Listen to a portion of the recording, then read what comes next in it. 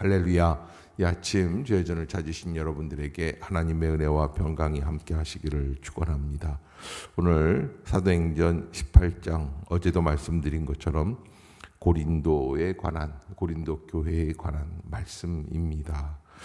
아테네에서 실패를 처참하게 겪었던 그런 바울 일행이 이제 고린도로 가게 되는 것을 보게 되죠. 고린도는 아테네의 위성 도시입니다. 그래서 서울에서 만족을 얻지 못한 사람들이 그 주변에 있는 다른 도시에 가서 살 수밖에 없는 것처럼 아테네라고 하는 것은 당시 그리스 헬라 문화가 총 집결하고 있는 그런 문화의 전당이라고 할 수 있는데, 그런데 고린도에 있는 사람들은 차마 거기까지는 못 가고 그래서 서울대학이 아니라 인서울한 거예요. 그런 그 지역에 가서 이제 하나님의 말씀을 증거하게 되는 경위가 오늘 18장에 기록이 되어 있습니다. 참 이상한 것은 하나님께서는 교회를 세워나가기 위해서는 좋은 만남을 주신다라고 하는 것을 또 볼 수가 있어요. 그래서 만남이 이루어지는 교회. 사실 교회에 적응을 하고 교회에 발을 들여놓기 위해서는 누가 필요하냐면 사실은 좋은 목사님도 필요하지만 좋은 친구도 참 많이 필요한 거예요. 나를 알아주는 친구, 나를 알아주는 그런 목회자, 또 나의 고민을 함께 털어놓을 수 있는 친구들이 있어야 그 친구들과 더불어서 신앙생활을 할 수 있는 게 이게 교회의 특징이라고 할 수 있습니다. 여기 오늘 본문에서 18장 2절에 보면은 아굴라라 하는 본도에서 난 유대인 한 사람을 만나니, 본도라고 하는 건 터키 북쪽에 있는 지역이고요. 그래서 이 사람도 유대인이긴 하지만 외국에서 태어난 거예요. 뭐 요즘으로 말하면 호주나 뉴질랜드나 미국이나 이런 데서 태어났단 말이죠.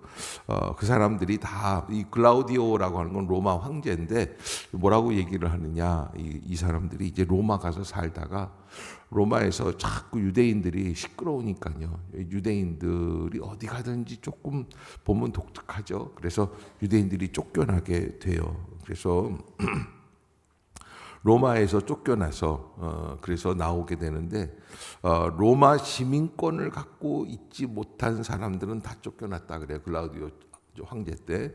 그런데 여기 오늘 본문에 나오는 부부, 이 브리스길라와 아굴라. 아굴라가 남편이고 브리스길라가 이제 부인인데, 부인은 로마 시민권이 있었다고 그래요. 브리스길라는. 그러나 아굴라가 없었기 때문에 그래서 그렇게 남편에게 맞춰서 자기가 대신 그 어려운 길을 떠나게 된 거죠. 그렇게 해서 고린도에 와서 거기서 머물면서 거기서 이제 지금 지내고 있는 중입니다. 여기 오늘 본문에 보면 2절을 한번 같이 읽어봅시다. 시작. 아굴라라 하는 본도에서 난 유대인 한 사람을 만나니 글라우디오가 모든 유대인을 명하여 로마에서 떠나라 한 고로 그가 그 아내 브리스길라와 함께 이달리아로부터 새로 온지라. 바울이 그들에게 가매. 아멘. 그래서 그 바울이 그렇게 해서 이탈리아 로마에서부터 출발을 해서 다시 이제 고린도로 내려와서 거기에서 거주하면서 살고 있습니다. 근데 바울이 마침 고린도에 가서 그들과 만나게 되고, 여기 3절에 보면 생업이 같다. 생업이 같다.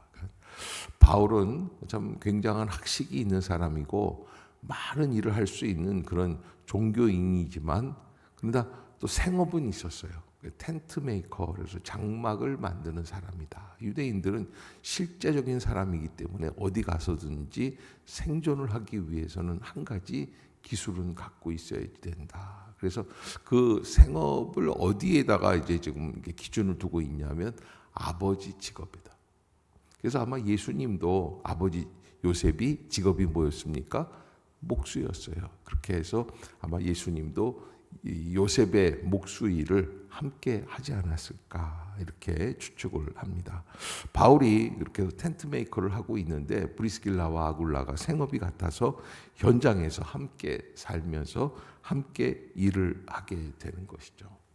그런 가운데에서 두 사람이 서로 마음을 열고 그리고서는 이제 서로 이렇게 은혜를 주고받는 그런 일들이 벌어지고 4절에 보면 안식일마다 바울이 회당에서 강론하고 유대인과 헬라인을 권면하니라. 그래서 아직까지 유대인들을 놓지 못하고 있습니다. 분명히 어려움을 겪었음에도 불구하고 그러나 이 데살로니가에서 어려움이 있지 않았습니까? 또 베레아까지 쫓아와 가지고 소동을 일으켰던 17장에서의 어려움들이 있었는데 바울이 그래도 유대인들을 권면하고 있었어요. 거기에 이제 5절에 보면 신라와 디모데 빌립보에서 같이 감옥에서 기도하고 찬양하던 그 유명한 신라가 디모데가 마게도냐로부터 내려와서 바울이 하나님의 말씀에 붙잡혀 유대인들에게 예수는 그리스도라 밝히 증언하였다. 그래서 이게 이제 그런 믿음의 사람들이 함께 모이기 시작을 하는 거죠. 그렇게 해서 함께 힘을 모으기 시작을 합니다. 거기에서 유대인들이 이 바울 일행을 공격을 하는 거예요. 6절에 보면 그들이 대적하여 비방하거늘 바울이 옷을 털면서 이르되 너희 피가 너희 머리로 돌아갈 것이요 나는 깨끗하니라 이후에는 이방인에게로 가리라. 이게 무슨 이야기냐면 바울은 유대인들이 예수를 안 믿는 것은 누구 책임이라고 생각하는 거예요.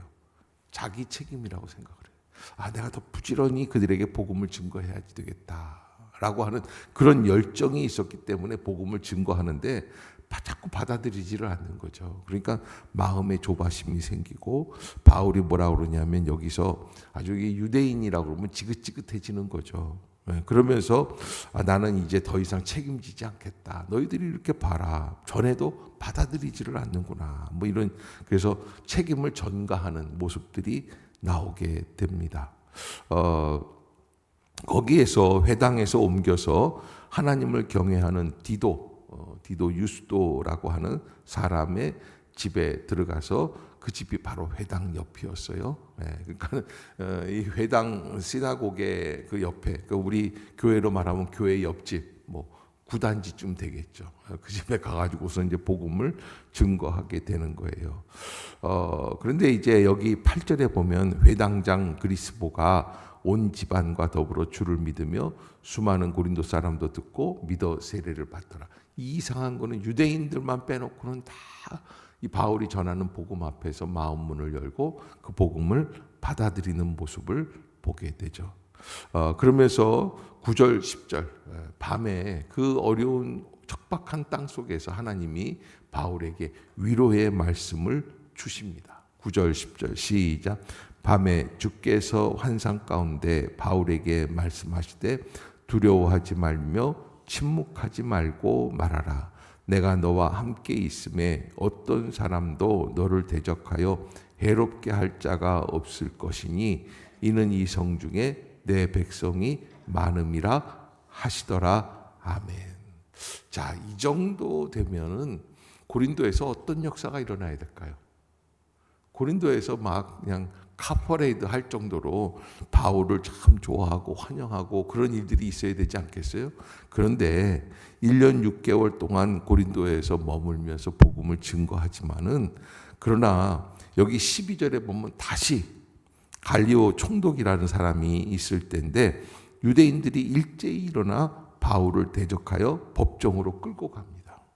그리고 이 사람이 율법을 어기면서 하나님을 경외하라고 사람들을 권한다. 그러면서 이렇게 해가지고서는 여기 이제 누가 대신 바울 대신 치도곤을 맡느냐, 바로 소스데네 회당장이 어려움을 겪게 됩니다. 자, 여러분 가만히 생각해 보세요. 하나님이 환상 속에서 나오셔서 두려워 말고 침묵하지 말고 내가 너와 함께 있겠다. 그래서 어떤 사람도 너를 대적하여 해롭게 할 자가 없다. 그러면 천편일률적으로 모든 게 다 만사형통하게 척척 나갈 줄 알죠. 그렇지가 않다는 거예요. 그래서 아무리 주님이 인도해 주시는 여러분 천생연분이라는 게 있어요. 저 사람 만나서 내가 결혼한 게 참 천생연분이다. 우린 단짝이다. 너무 잘 맞아요. 그렇다고 아이를 낳을 때도 하나 안 아프고 낳습니까? 그렇지 않죠? 아무리 천생연분도 아이를 낳을 때는 아파요. 돈이 없으면 힘든 거예요. 괴로운 거예요. 단지 뭐가 맞은 거예요? 마음이 잘 맞는 거예요. 그럼 어떻게 해요? 조금 견딜 수 있는 거예요. 그래서 인생은 내가 생각하는 그런 아주 일확천금을 얻을 수 있는, 하나님이 나타나셨으면 이 정도 되면 고린도 전체가 그냥 뒤집어져야지 될 거라고 생각을 하는데 그렇지 않다는 거예요.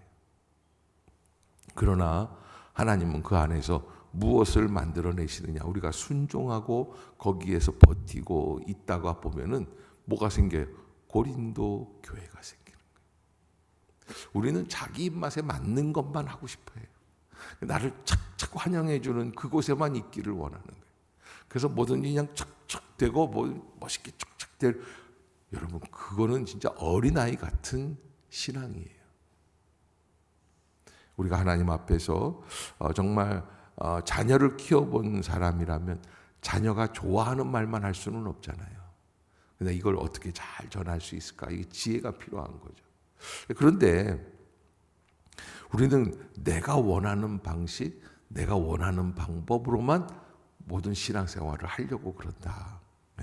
그거는 그렇지가 않은 거고, 하나님이 이렇게 나타나신다는 이유는, 여러분 바울이 1차, 2차 선교 여행을 쭉 하지만 이렇게 나타나셔서 이렇게까지 말씀해 주시는 거는 18장이 처음이에요. 이게 쉽지 않은 거예요. 그러니까 하나님이 나타나셔서 그렇게 말씀을 증거하신 말씀, 자기한테 바울에게 하나님의 뜻을 말씀해 주셔도 바울은 변함없는 발걸음으로 그 길을 걸어가는 거예요. 그냥 뭐 나타나셨다고 해서 호들갑을 떨고 나타나셨어 어떻게 됐어 막 그렇게 된다고 해서 되는 게 아니라, 우리가 하나님의 말씀을 믿고 순종하고 마지막까지 최선을 다하는 믿음. 아멘. 여러분 구역도 마찬가지고, 구역 식구들이 조금 나를 좀 싫어한다 그래도 구역장은 어떻게 됩니까? 나 싫어해? 나도 너희들 싫어해? 뭐 이럴 수는 없는 거예요. 여러분 아이들을 낳았는데 엄마를 좀 싫어할 수가 있어요. 엄마한테 막 대들 수도 있어요. 그러면 난 이제부터 오늘부터 너희 엄마 안 해. 그래요? 그러면 얼마나 좋겠어요. 네. 그런데 여러분 우리가 신앙생활 한다는 것은 바로 그런 거죠. 저는 여기 보면서 참 눈물이 나는 거예요. 야, 이렇게까지 하나님 말씀해 주시는데도 고난은 있어요. 내가 생각하는 기쁨과 행복이 아니에요. 교회를 세워나가는데 눈물로 씨를 뿌려야지 되는 거예요. 그게 당연한 거예요. 그것을 바라보고 한 걸음 한 걸음 가면 이게 뭐 나는 씨를 심었고 아볼로는 물을 주었거니와 자라나게 하시는 이는 누구라고 그랬어요? 여호와 하나님이시다. 바울이 한 얘기예요. 그래서 우리가 하는 것들이 있어야 하나님께서 그걸 통해서 또 영광을 받으실 것이다 라고 하는 것을 잊지 않는 바울의 모습을 보게 됩니다. 그렇게 치도곤을 맞고 어려움을 겪으면서도 또 바울은 18절에 보면 바울은 더 여러 날 머물다가 형제들과 작별하고 배 타고 수리하러 떠나가서 브리스길라와 아굴라도 함께하고, 바울이 일찍이 서원이 있었기 때문에 갱그레아에서 머리를 깎았더라. 그래서 유대인들 풍습 가운데 하나님 앞에서 다시 한번 새로운 결의를 다짐하기 위해서, 우리는 뭐 3일 금식하고 그러지 않습니까? 근데 이 사람들은 머리를 깎는, 그러니까 우리 불교에서도 머리를 깎는 예식이 있는 것처럼 그런 식으로 이제 결단을 표현하고, 에베소에서 와서 에베소에 도착해서 거기서 회당에 들어가서 다시 유대인들과 변론합니다.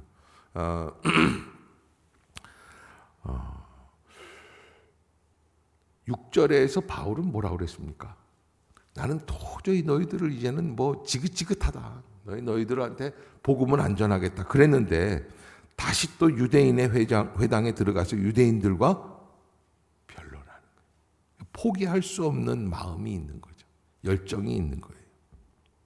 그러면서 에베소에서 다시 이제 떠나기 시작을 하고, 그리고 가이사랴로 들어가면, 가이사랴는 어디냐면 유대인 지역으로 이제 예루살렘 그 근처에 있는 지역으로 들어가서 교회의 안부를 물은 후에 안디옥으로 들어가게 되었다. 그래서 이제 2차 선교 여행이 여기에서 이제 다 마무리되게 되는 것이죠. 그런 이렇게 하나님께서 이런 역사를 통해서 바울에게는 또 어떤 일들을 주시느냐. 24절에 보면 바울이 미처 못한 일들, 급히 나와야 되는 그런 지역이나 뭐 이런 데서 이제 알렉산드리아에서 난 아볼로라 하는 유대인이 에베소에 이르니 이 사람은 언변이 좋고 성경에 능통한 자라. 그래서 바울은 사실은 글을 쓰는 거는 잘했는데, 복음을 정리하고 이런 거는 잘했는데 언변이 좀 부족했대요. 그것도 참 이상하죠. 하나님이 왜 그런 사람을 쓰셨을까? 여러분, 참 재미있는 거는요, 이 모세는요, 사실 이스라엘을 이끌었던 그 위대한 지도자 아니겠어요? 그런데 제일 못하는 게 있는데 말을 못해요. 참, 그래서 하나님이 모세를 쓰시는 이유가 어디에 있을까요? 하나님의 뜻을 그대로 가감없이 순종하는 거예요. 사람들은 그러니까 하나님 그러시는 거야. 야, 너 그 사람들이 네 말 못 알아듣지? 괜찮아. 아론 좀 보고 얘기하라고 그러면 돼. 우리는 막 설교를 해서 막 멋있게 막 표현을 하고 그러면, 와, 이제 위대한 목사님이 나왔구나, 뭐 이런 거 하는데 하나님 앞에서 그게 아무 소용이 없는 거예요. 제일 중요한 건 뭐냐면 하나님의 뜻대로 전하느냐. 우리는 그저 구역장도 그렇고 뭐 기도할 때도 예배 때도 그렇고 막 그냥 미사여구를 쓰면서 멋있게 하면, 야, 저분 참 잘한다 이렇게 생각할 수 있지만, 그러나 하나님 보시기엔 별 큰 의미가 없고 어디까지 순종하느냐. 바울도 사실은 잘 못해요. 그런 표현들이 어려워요. 잘 못하니까 하나님이 어떻게 하시냐면, 그래, 괜찮아. 여러분, 이게 하나님이 괜찮다 그러면 다 괜찮은 거 있죠. 그래서 아볼로라고 하는 그 대신 대역을 만들어 가지고 그 사람이 바울이 복음을 증거했던 곳마다 다니면서 다시 복음을 재정리해 주는 거예요. 그런 일들이 벌어지게 돼 있어요. 그래서 이 사람은 언변이 좋고 성경에 능통한 자다. 그러면서 이제 예수에 관한 것을 자세히 배워가지고 열심히 가르치는데, 아직까지 요한의 세례만 알 따름이다. 이거 요한의 세례를 얘기한다는 것은 무엇을 모른다는 거냐면 예수 그리스도의 성령의 세례를 모른다는 거예요. 그러니까 형식적으로만 알고 있는 거예요. 그래서 26절에 그가 회당에서 담대히 말하기 시작하거늘 브리스길라와 아골라가 듣고 데려다가 하나님의 도를 더 정확하게 풀어 이르더라. 그러니까 브리스길라, 아골라, 이 사람은 천막을 깁는 사람들이지만 바울 일행과 고린도에서 1년 반, 한 2년 가까이 이렇게 지내고, 또 어디까지 갔어요? 가이사랴까지 함께 동행하고 이러면서 바울의 복음을 다 듣고는, 그리고서는 이제 이 아볼로에게 전달하기 시작하는 거예요. 왜? 이 사람들은 성령의 역사를 알고 있어요. 그래서 성령의 맥을 짚어주는 거죠. 27절에 아볼로가 아가야로 건너가고자 하므로 형제들이 그를 격려하며 제자들에게 편지를 써 영접하라 하였더니 그가 감에 은혜로 말미암아 믿은 자들에게 많은 유익을 주었다. 사실 인간적으로 보면 바울과 아볼로를 비교하면 누가 더 위대할까요? 사람들이 생각할 때는 아볼로가 홀라요. 바울 목사님은 무슨 소리를 하시는지 못 알아듣겠는데 아볼로가 와가지고서 말을 증거하니까 쏙쏙 들어온다, 이럴 거예요. 그러나 하나님은 아볼로보다는 누구를 더 쓰시는 거예요?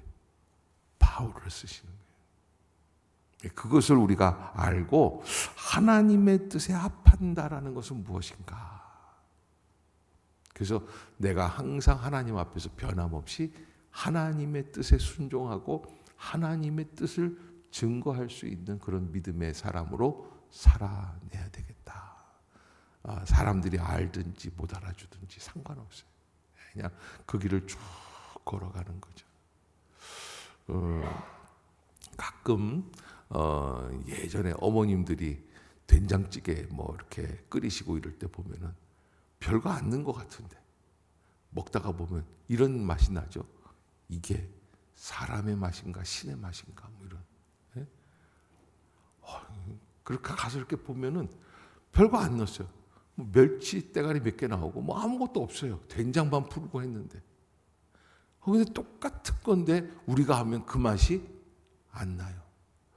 근데 그 왜 그런 맛이 날까요? 뚝배기가 좋아서 날까요? 아니요. 40년, 50년을 끓이다 보면 나요. 거기에 사랑을 진실로 담고 정성을 다하니까 거기에서 진정한 맛이 나오는 거예요. 그냥 대충 무슨 한밭집에서 일꾼들 먹이듯이 그냥 그렇게 끓이면 그거는 라면 끓이는 거나 똑같죠. 그러나 정말 엄마가 가정을 위해서 자녀들을 위해서 사랑하는 마음으로 40년을 끓이면 그 맛이 나오는 거예요. 우리가 주의 일을 할 때도 그렇습니다. 이제 이번 주가 추수감사주일이잖아요. 예물을 드릴 때 저는 여러분들에게 그 말씀을 좀 드리고 싶어요. 저희 지금 둘째가 지금 일본에 가서 이제 신앙생활 하고 있잖아요. 근데 신앙생활 하는데 일본 이제 그 알바도 하고 또 장학금도 받으면서 이제 공부를 하고 있는데 생활비에서 자기가 주일날 가면 교회에서 천행을 드리는 게 너무 힘든 거예요. 왜냐하면 걔한테는 엄청난 돈 아니겠어요. 그거 벌려고 얼마나 고생을 하겠어요. 근데 지네 엄마하고 500엔짜리 동전을 드릴까 1000엔짜리를 드릴까 이거 갖고 늘 고민을 하는 거예요. 예. 그래도 엄마가 아니다. 꼭 드려라. 사실 일본 사람들은 보면은 정서적으로 분위기적으로 보면 그렇게 많이 헌금들을 안 합니다. 그냥 자기가 있는 안에서 그냥 적당하게 이렇게 드리는데 여러분 우리 한국 교회의 특징은 뭡니까? 적당이라는 단어가 일본 사람들하고는 다르다는 거예요. 우리는 무엇을 하든지 좀 최선을 다하는 마음이에요. 여러분 예물을 드릴 때에도 내가 얼마를 드렸느냐가 중요한 게 아니에요. 내가 정말 이 감사 예물 위에 최선을 다했는가? 내가 한 해를 지켜주신 하나님 앞에서 나는 얼마나 어떤 고백을 가지고 나아가는가? 정말 사람들에게 보여주기 위한 예물인가? 뭐 그런 거 있지 않아요? 여러분 저는요 여러분들이 매번 하나님 앞에서 고민하면서 예물을 좀 드릴 수 있는 그런 그만한 열정이 좀 있었으면 좋겠어요. 여러분 최선을 다하십시오. 적당히 40년을 하면 아무 맛도 안 납니다. 어머니의 된장 뚝배기의 맛은 40년 동안 매 순간 최선을 다했기 때문에 거기에 그 수고와 사랑과 헌신이 배어져 나오는 맛입니다. 신앙은 하루아침에 이루어지지 않습니다. 네, 오늘 고린도 교회를 지나서 이제 다시 안디옥 교회, 고향 교회로 다시 파송한 교회로 다시 돌아오는 바울의 2차 선교 여행이 끝났습니다. 바울은 1차도 그렇고 2차도 그렇고 3차도 그렇고 한순간도 대충 하는 법이 없습니다. 그는 죽을 힘을 다해서 그런 그 일을 갔기 때문에 그 한 사람이 여러분 이게 사도행전에 보면 제가 그랬지 않습니까? 주인공이 바뀐다고. 중반 이후부터 베드로가 사라지고 바울이 주인공이 될 수 있었던 이유가 어디에 있어요? 그 사람 최선을 다하는 사람이에요. 우리가 신앙생활하는 것도 마찬가지지 않습니까? 뭘 한번 하면은 뭘 해야 되겠어요? 최선을 다하는 마음. 그냥 적당하게 해서 그냥 올해도 그냥 추수감사절 지냈다. 이런다고 한다면 그거는 하나님 앞에서 하나님을 인식한 신앙생활이라고 할 수는 없다는 거예요. 그러기에 우리가 하나님 앞에서 최선을 다해서 저도 늘 주님 앞에 서면 말씀을 전하지만 그러나 최선을 다하려고 발버둥을 칩니다. 예물을 드리는 일에도 저는 최선을 다하다. 그래서 늘 내가 임마누엘 교회 와서도 한 10년 넘게 예물을 드릴 때마다 카드 빚을 줬던 것 같아요. 여러분 왜 그러겠어요? 우리 집사람은 그래서 항상 보면 시험에 들어요. 아니 도대체 나는 어떻게 먹고 살라고 이렇게 하는지 모르겠다. 근데 여러분 그래서 오늘까지 하나님이 조금씩 길을 열어주시는 것 같다. 저는 그렇게 고백을 해요. 우리가 신앙생활할 때 다른 사람들의 눈을 의식하지 마십시오. 다른 사람들은 어떻게 하나 거기에 빠지기 시작을 하면 아무것도 되는 게 없습니다. 우리가 할 수 있는 것은 최선을 다하는 신앙생활입니다. 그때 하나님의 은혜가 나타나게 되죠. 1년에 지금까지의 삶을 하나님 앞에서 감사드릴 수 있는 그런 날이기에 여러분들에게 한 번 더 당부를 드립니다. 우리가 하나님 앞에 최선을 다하는 물질로 하나님께 영광을 돌리고, 그렇게 안 해도 하나님은 알아주시고 인도해 주시고 보호해 주시죠. 물론 맞습니다. 그러나 우리가 최선을 다한 마음과 적당하게 믿는 마음은 큰 차이가 납니다. 우리가 인생을 살다가 위기의 순간이 올 때가 있어요. 정말 이런 생과 사에 넘나드는 순간들이 있잖아요. 하나님 요거 지켜주셔야지 돼요. 차 사고가 나서 어떤 사람이요, 차 사고가 났는데 그냥 막 앞이 다 찌그러지고 막 이렇게 돼가지고 하는데 여기서 계속 피가 나오더래요. 목이 여기 찔려가지고 손가락을 넣으니까 뼈까지 들어가더래요. 그 순간에 하나님 앞에 기도를 하는데 눈물도 못 나오더래요. 너무 기가 막히니까. 그 순간 이걸 틀어막고 기도를 해요. 하나님, 요걸 좀 지나가게 해주세요. 그리고는 아무 일도 없는 것처럼 다 해결이 됐어요. 여러분 그 순간에 하나님께 기도할 때 어떤 마음으로 기도할까요? 적당하게 내가 그냥 믿을 테니까 하나님 적당하게 그냥 살게 해주세요. 그럴 수 있겠어요? 저는 그렇지 못하다고 생각을 해요. 내가 좋아하든지 싫어하든지 상관이 없어요. 하나님이 내게 주신 기회에 나는 무슨 일을 하든지 최선을 다하겠습니다. 그때 위기의 순간에도 하나님께 기도할 수 있는 거고, 하나님은 그 위기를 뛰어넘어서 우리를 인도해 주시는 거 아니겠어요? 우리 한국 역사는 바로 그런 최선을 다하는 마음 가운데 130년밖에 안 된 교회 역사가 여기까지 올 수 있었습니다.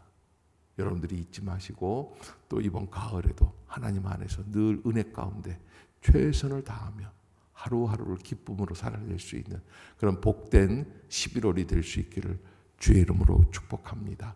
기도하겠습니다. 사랑의